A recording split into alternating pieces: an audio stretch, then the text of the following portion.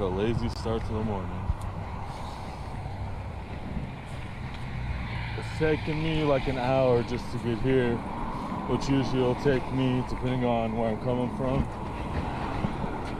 20 or 30 minutes, maybe a little more if I'm further out. But coming from my house, it's silly.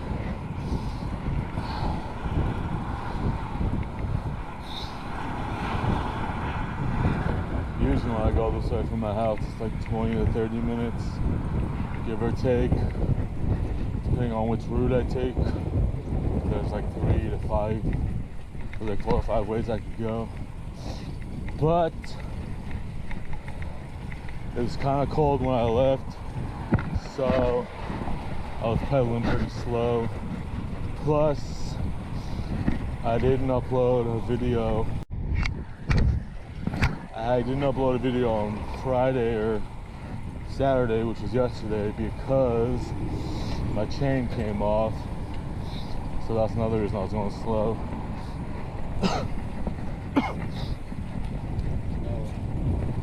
Because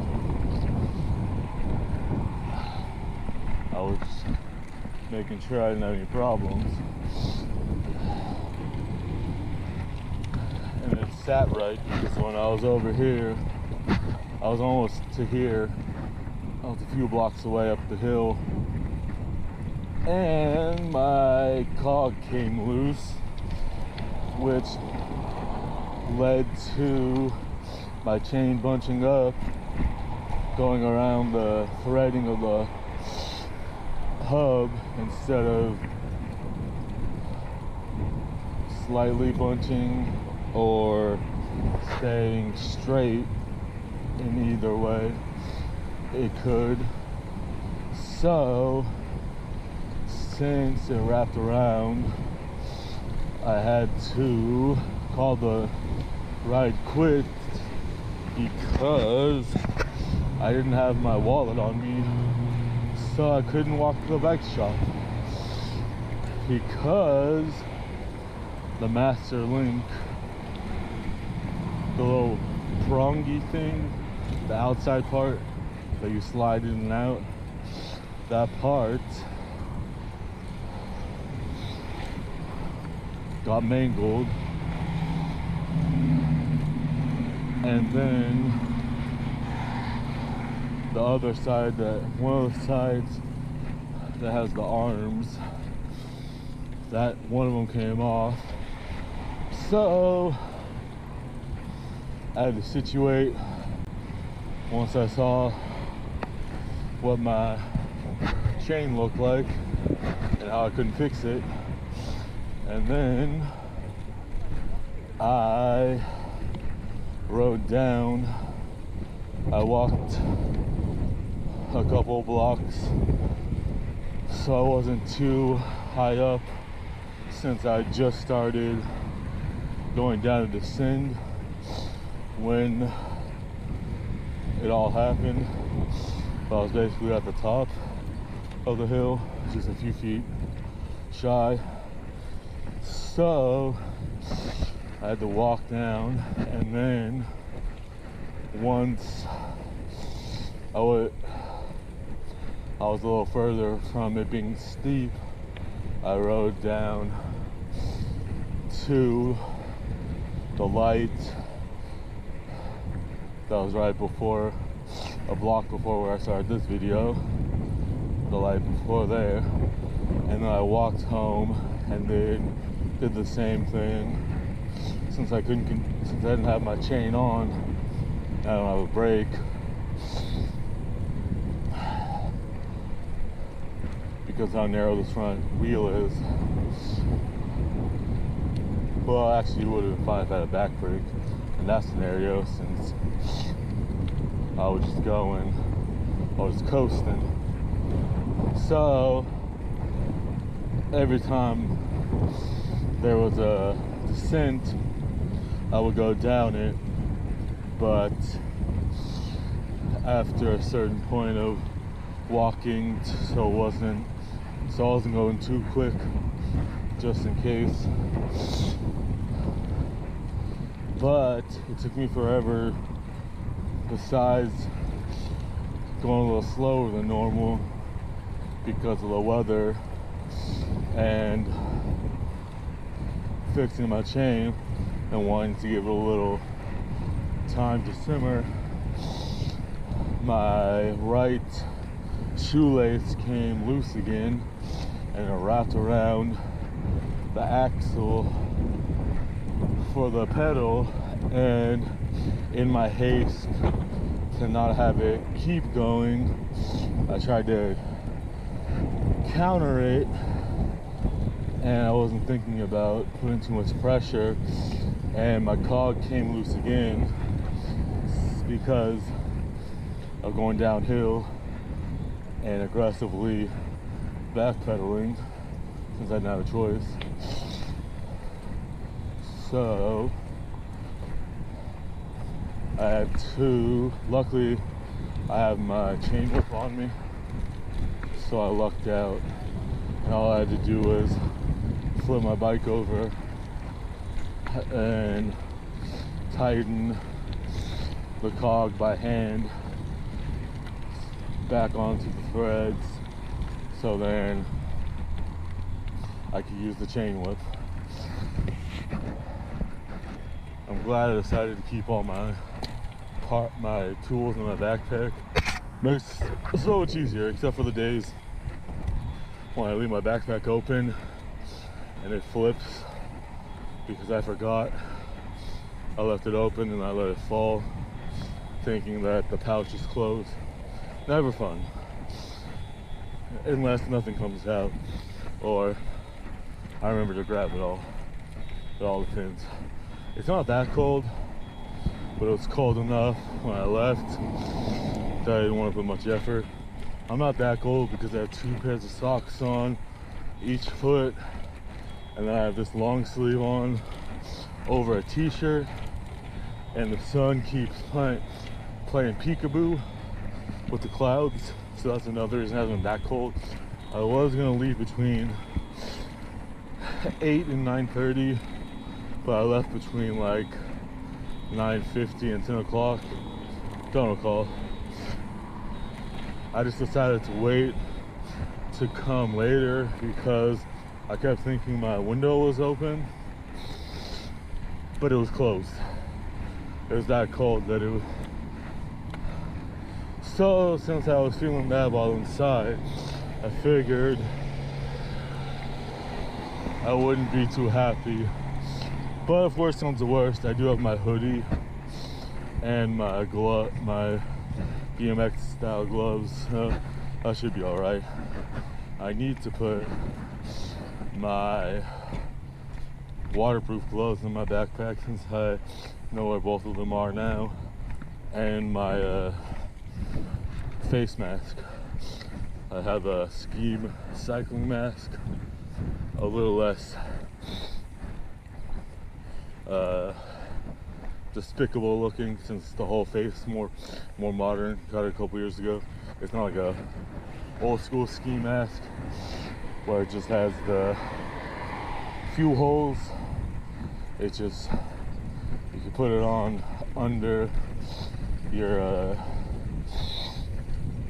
helmet if you need to, or under your hat, whatever you're going with, and then it goes all the way to your neck, so then you got all that kind of comfort.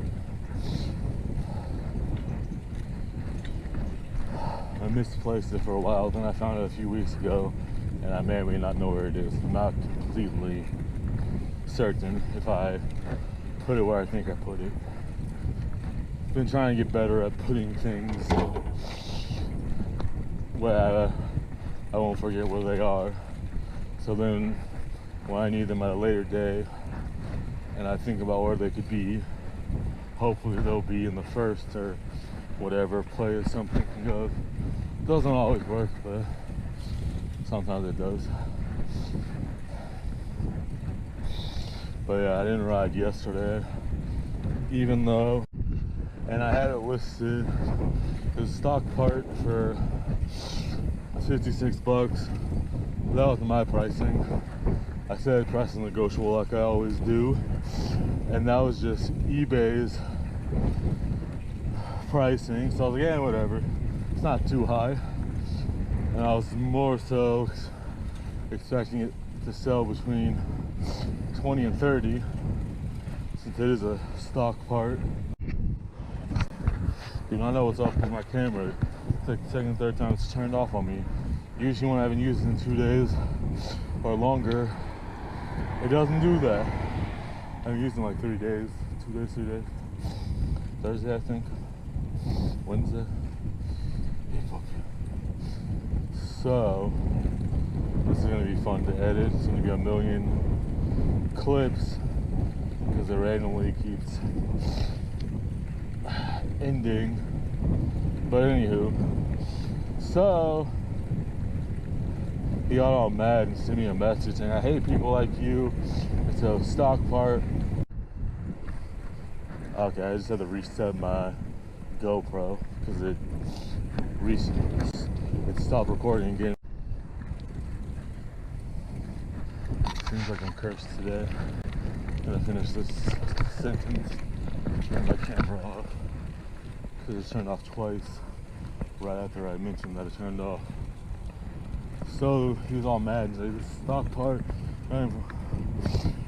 not even worth that much, blah blah blah. I hate people like you that overprice, blah blah blah, and some other stuff. A couple paragraphs. He was not happy, so I just responded saying, chill out, dude, it's not that big of a deal. And I even said, it's not my pricing, I'm not expecting to get that much, having it with offers, except with best offers available. And I also mentioned that it was eBay's price for the item, so I just went with it just to see. And I said, it's not big of a deal, calm down. So but he never messaged me back, even though he went on that rant. So I don't know what that was about.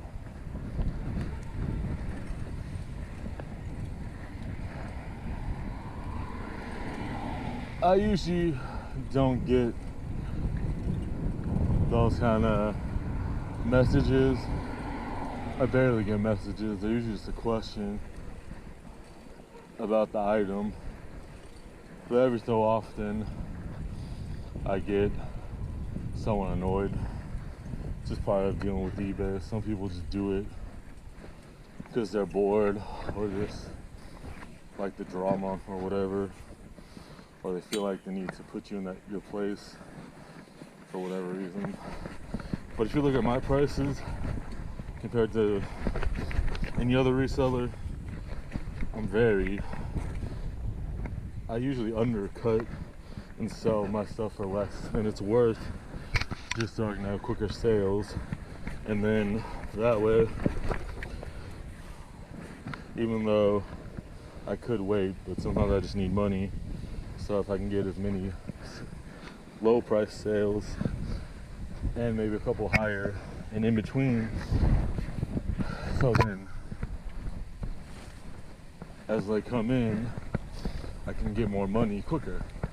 That's my logic.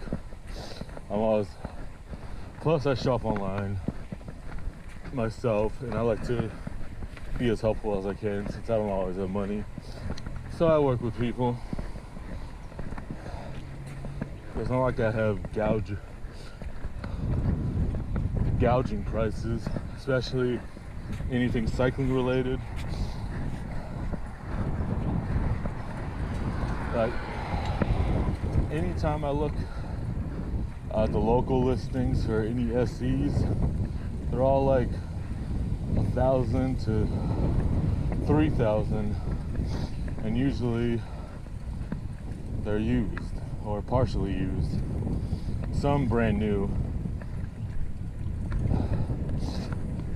But that gets annoying, I'm sure, because normally new, depending on what size the bike is and what frame it is, and how, if it's a limited run or a mass produce, generally new, they're usually, I'll say if it's a 26, 27, 24, or 29, usually 450 to maybe 900, depending on the scenario. And that's usually from bike shops or from the brand. But then you go locally, or you go on any resale site or app, and they're all over the place. So I can understand dude's frustration, but not like I said, firm. It says offers accepted, price is negotiable, and it has the button to put in your offer. So obviously, even if I didn't put price is negotiable, obviously the button's available without any mention. You can gather the price is flexible, especially if there isn't any mention of it not being. Like I said, I think some people just like to be annoying just because whatever they got going on with their negativity and getting easily annoyed, their toxic behavior, and not actually reading the entire listing, or maybe they read the entire listing, they still want to be a bit of a party pooper. Some people just like to be annoying. I like to be annoying, but it's usually in the realm of trying to be hilarious. Because I'm not that funny, but I can do some stupid stuff sometimes that might end up being funny to some people. Might have to put my gloves on and or my hoodie. We'll see.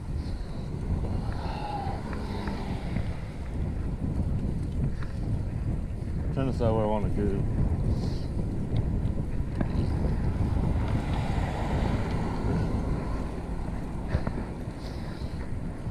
Putting no effort in pedaling quick again.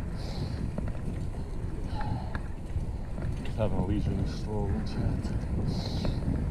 The old chat and stroll on the bike. I really need to get some monies so I can come back here in a couple days and get a seat post that works better with this bike, or just a seat post clamp, or both. Since coming here, it's the closest and easiest bike shop. I could go to Napa, but it takes like an hour to get there one way. Here, 20 to maybe 40 minutes, depending on which way I go and how much effort I put in to pedaling, whether I have any problems or not as well. Ooh, chilling. T-Boss and all my senoritas. No TLC fans? I love Left Eye. She's great. Forever sad about her death.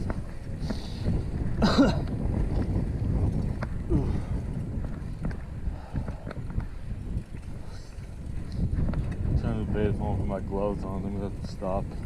Take my backpack off. Feeling lazy. The cold on some days can bring my laziness out.